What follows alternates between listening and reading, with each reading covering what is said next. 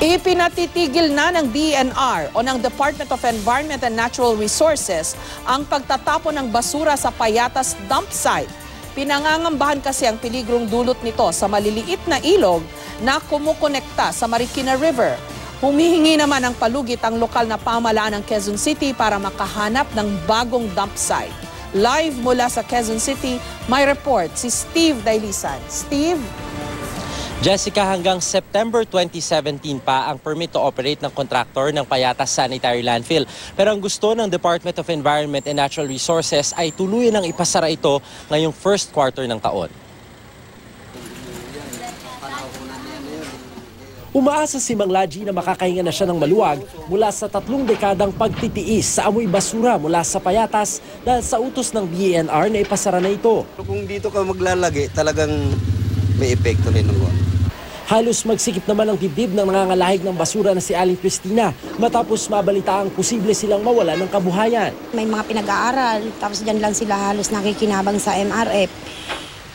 Paano na yung mga paano pa makakatapos ang kanilang mga anak? Ang Quezon City Government humihingi ng sapat na panahon. Hindi raw madaling humanap ng pagtatapunan ng mahigit 2,000 toneladang basura kada araw. Saan natin ilalagay ang ating basura? Will we keep it in our own residences? No? Hayaan ba nating mamaho ang lahat ng mga kabahayan natin? No? 7.1 hectares ang kabuang lawak nitong sanitary landfill. Malaking bahagi nito hindi na pwedeng tapunan dahil punong-puno na ng basura. Pero meron pa raw natitira na 2.5 hectares. Ito yung kasalukuyang pinapatag, binabako sa ngayon at inaayos yung slope at kung pahintulutan, maaari pa raw magamit sa loob ng 2 hanggang 3 taon. May mga nagsubmit na ng mga studies dito. This is good for another 2 or 3 years. Oo. Bakit? Provided na it will be safe. Pero higit pa raw sa bundok ng basura ang problema, sabi ng DENR, dahil nasa paligid nito ang ilang maliliit na ilog na kumokonekta sa Marikina River.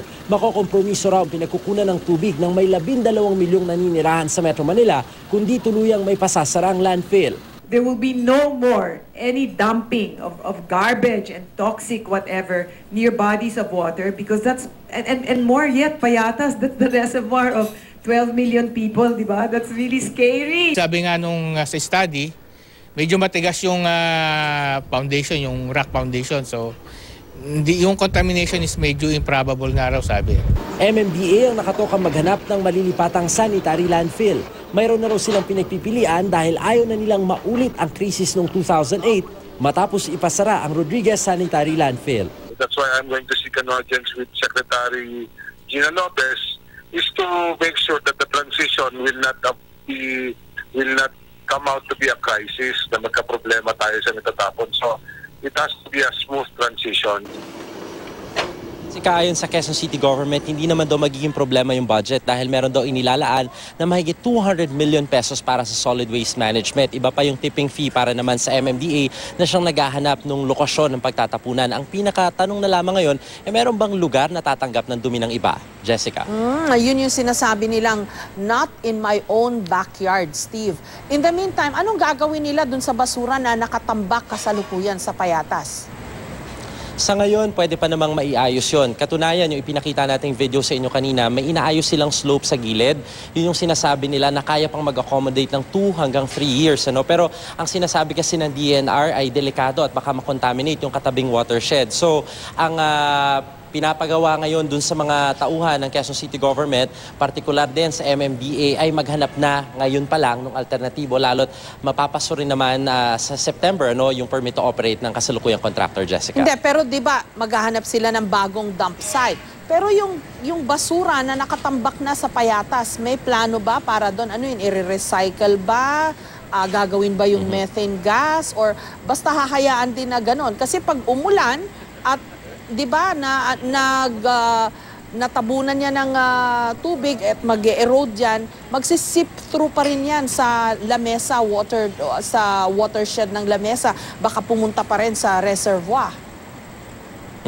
Jessica, kagaya nung ginawa nila dun sa unang bundok ng basura na dati nang gumuho, ang ginawa nila, tinaniman nila yon. In fairness to them, ginawa nilang para siyang parke, parang garden, at may singawan ng methane. So napapakinabangan nila. Ang sabi sa atin, nasa mga 1 megawatt daw yung nagagamit na kuryente mula roon. Nakakaroon pa nga ng libreng pagpaplansya doon yung ilang mga nanay. No? So napapakinabangan nila.